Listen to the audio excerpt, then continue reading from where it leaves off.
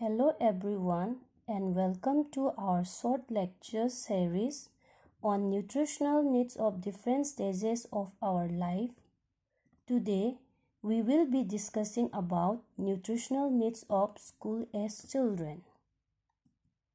So we'll look into some basic concepts, nutritional requirements, food patterns, and mostly we'll be covering in the problems in meeting the nutritional needs, and finally we'll have some review questions to practice. So, whom do we call as school-age children? School-age children generally considered to be the ages of 6 to 12 years.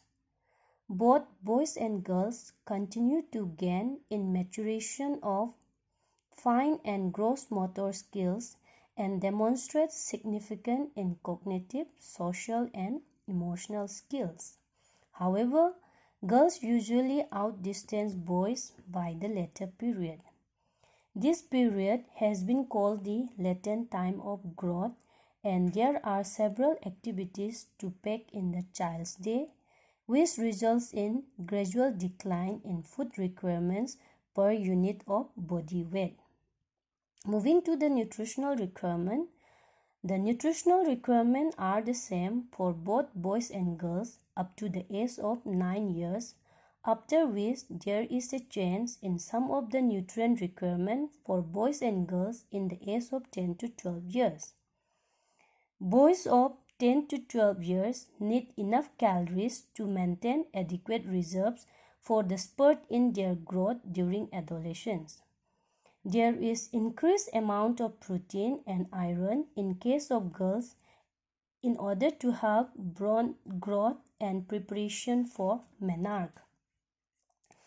Moving to the food patterns, by school age, most children have established a particular pattern of food and nutrient intake. Differences in the intake between boys and girls gradually increase to the age 12. Boys consume greater quantities of food than girls. Simultaneously, they accept and reject different varieties of food, which lead to the problems in meeting the nutritional needs.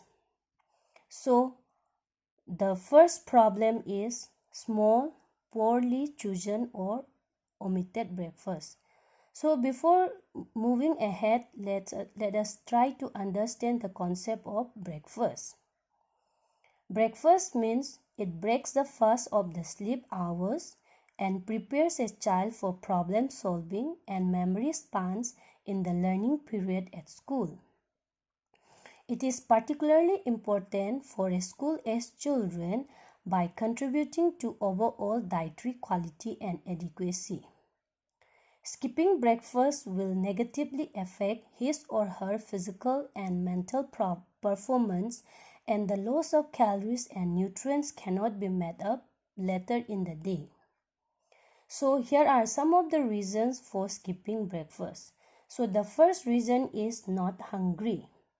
Some children, they don't feel hungry early in the morning, especially if they had a large dinner or late night snacks the night before they sleep.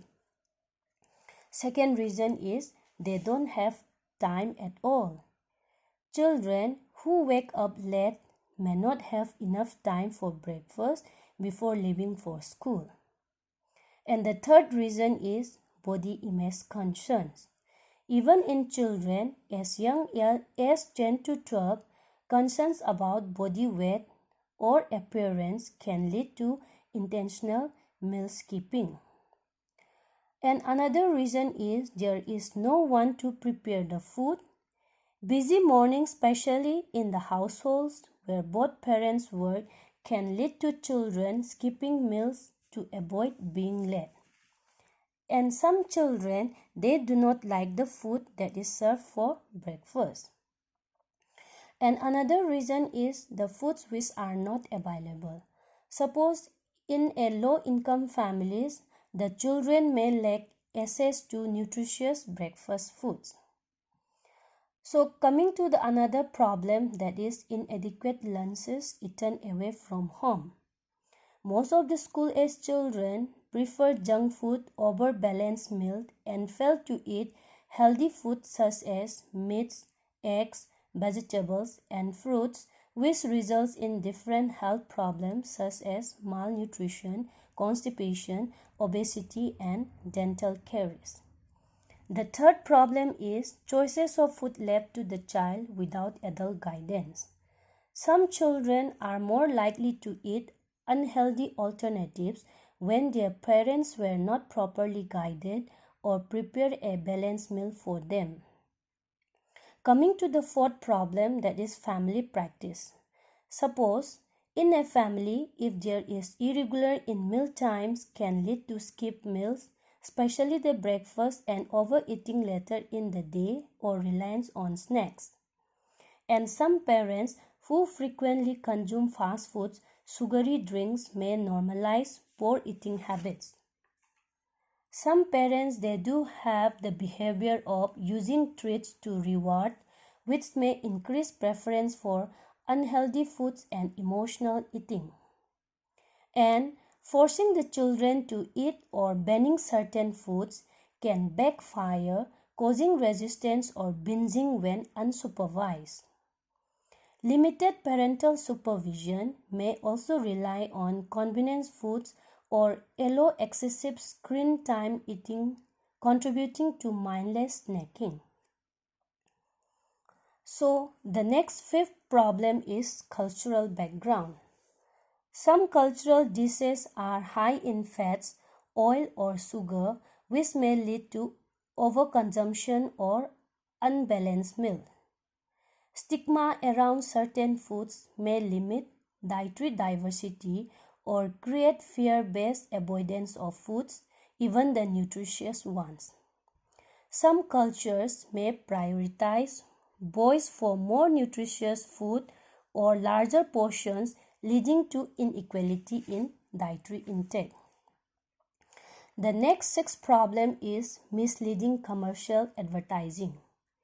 TV commercials and their favorite film stars endorsing the products have very strong influence.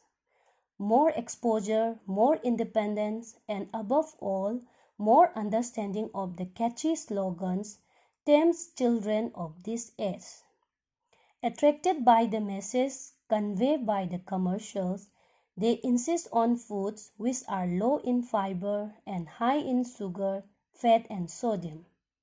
Similarly, an attractive displays of the food with harmful additives during festivities influence their between meal snacking, which in turn lessens their appetite for proper meals. Next problem is peer influence. As the child enters school, there is a change of dependence from parental standards to those set by the peer group. So, food intake may differ from what is followed at home due to peer influence. Adequacy in terms of nutrients does not depend on what food is available to children of this age, but on what their friends eat. And the last problem is emotional and psychological factors. That is, anxiety, stress can reduce the appetite and lead to skipping meals. As an end note, I would like to add proper nutrition is very much important for school-age children by giving more importance in providing breakfast by the parents. I hope this is clear to you all. With this, I'll end my today's lecture and will see you all with another topics. And to check your understanding of today's lecture, you need to solve the given questions. Thank you all.